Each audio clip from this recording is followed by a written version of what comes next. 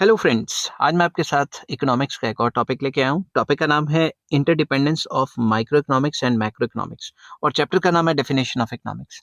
इस चैप्टर के सारे लिंक्स आपको डिस्क्रिप्शन में मिल जाएंगे। अगर नंबर वाइज पढ़ेंगे तो ही मजा आने वाला है आपको। ठीक है, चलिए शुरू करते हैं।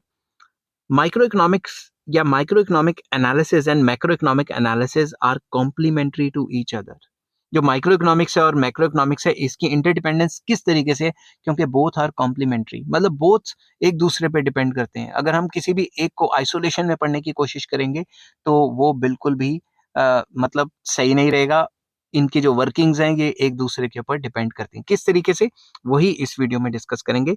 That is why Shapiro says strictly speaking there is only one economics. तो शेपिरो का यह मानना है कि कोई भी माइक्रो इकोनॉमिक्स मैक्रो इकोनॉमिक्स नहीं होती, सिर्फ एक ही इकोनॉमिक्स होती है। मतलब वो कहते हैं कि ये दोनों के दोनों इकोनॉमिक्स के पार्ट है। In practice analysis of economy can not be conducted separately in two water tight compartments.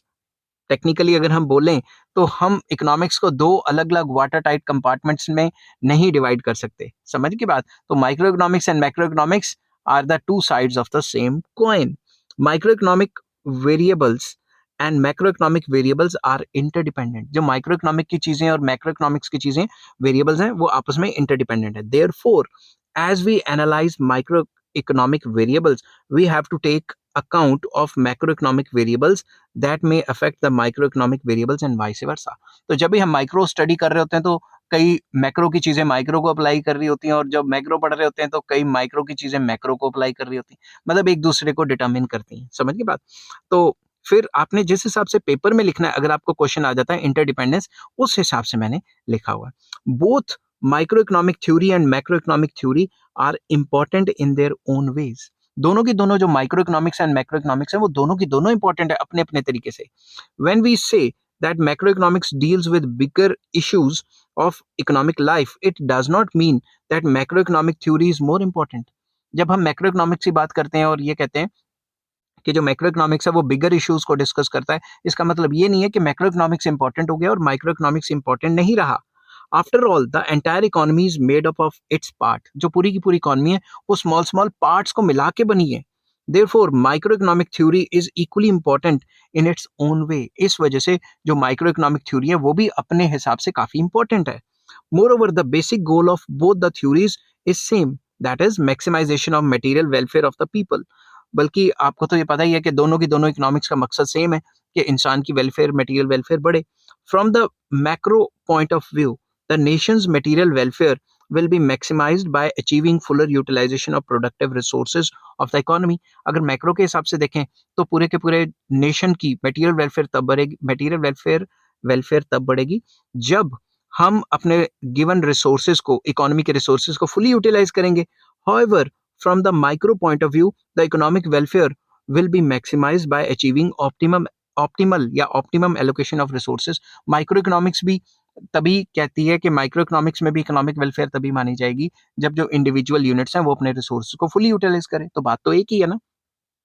Therefore, for the students of economics, study of both microeconomics and macroeconomics is equally vital, so as to have complete knowledge of the subject matter of economics। तो जो students हैं उनके लिए micro macro दोनों पढ़ने काफी important है ताकि उनको ओवरऑल इकोनॉमिक्स की स्टडी का पता लग सके।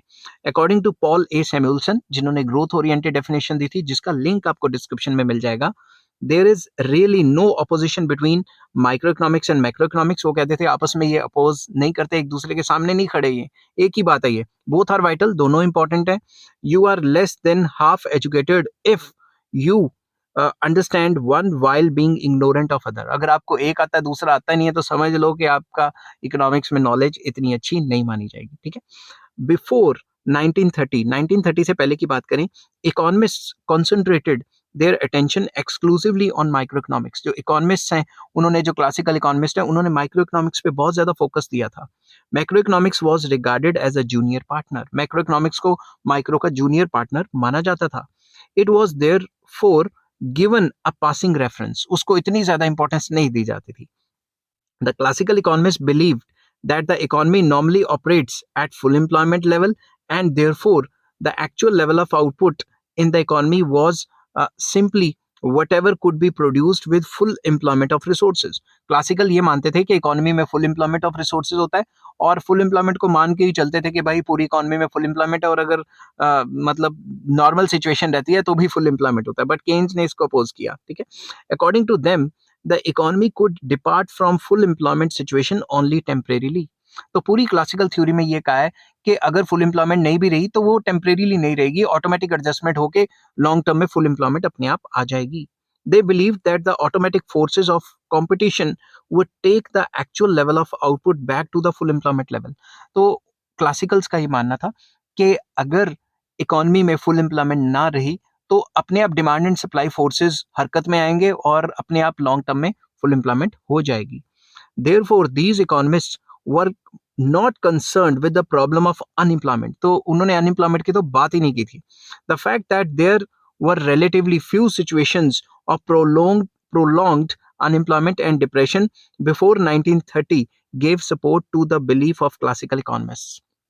1930 से पहले ऐसी अनएम्प्लॉयमेंट की या डिप्रेशन की सिचुएशन इतनी ज्यादा फेस नहीं हुई थी, इस वजह से उनका व्यू ऐसा था। However, the situation changed dramatically in 1930. 1930 में जो डिप्रेशन आ गया था इकोनॉमी, वर्ल्ड इकोनॉमी पर, पता है ना आपको।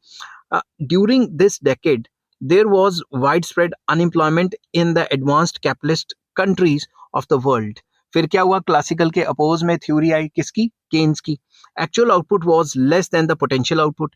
इस सिचुएशन में क्या हुआ, एक्चुअल आउटपुट ज्यादा बना दी और जो पोटेंशियल आउटपुट है वो कम थी, ठीक है।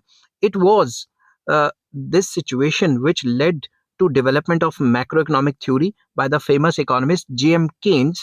उन्होंने अपनी फेमस बुक में लिखा था, बुक का नाम था the general theory of employment, interest and money, provided a theory to explain the phenomena of depression. उन्होंने अपनी बुक में डिप्रेशन के बारे में लिखा, तो उनकी बुक के आने के बाद मैक्रो इकोनॉमिक्स को काफी ज्यादा इंपॉर्टेंस देनी शुरू कर दी पूरे वर्ल्ड ने। Keynes provided a theory about the determination of employment and output. He explained that the economy can operate at any level of employment with full employment being only one possible level. उन्होंने कहा कि जो classicals मानते थे कि सिर्फ full employment होगी, ऐसा नहीं है। लॉन्ग टर्म में फुल एम्प्लॉयमेंट भी हो सकती है, अंडर एम्प्लॉयमेंट भी हो सकती है, ओवर फुल एम्प्लॉयमेंट भी हो सकती है। उन्होंने वेरियस एस्पेक्ट्स डिस्कस कर दिए। In fact according to him economy normally operates at less than full employment level. तो उन्होंने कहा नॉर्मली जो क्लासिकल्स कहते हैं कि हमेशा फुल एम्प्लॉयमेंट होती है, ऐसा नहीं होता। Economy less than full employment या अंडर एम्प्लॉयमेंट लेवल पे ही ऑपरेट करती है, मतलब there is always under employment equilibrium in the economy. Ever since then economists have shown immense interest in the macro economic issues and macroeconomics has assured an unprecedented importance today. इस वजह से जो 1930 के बाद macro economics की काफी ज्यादा importance बढ़ गई, जो कि आज भी है, ठीक है। The contemporary economists have shown their interest both in microeconomics and macroeconomics. मगर जो आजकल के इकोनॉमिस्ट हैं वो micro economics and macro economics दोनों में इंटरेस्ट लेते हैं और रोज कोई ना कोई नई थ्योरी जो है पेश कर देते हैं। समझ की बात। आई होप ये वीडियो आपको पसंद आई होगी। किस तरीके से आपने अटेम्प्ट करना है ये क्वेश्चन अगर आपको आ जाए कि relationship between micro economics and macro economic क्या है, मैक्रो इकोनॉमिक्स क्या है या इंटरडिपेंडेंस क्या है, दोनों में इस तरीके से आपने एक शॉर्ट नोट लिखना है। आई होप आपको समझ आया होगा। समझ आया तो please like share and subscribe. Next topic मैं करूंगा एडम स्मिथ कौन थे और वो क्या क्या थे, उनके बारे में थोड़ा सा मैं डिस्कस करूंगा, क्या है, एक शॉर्ट नोट के तौर पे, ठीक है। तो टेक केयर, बाय बाय।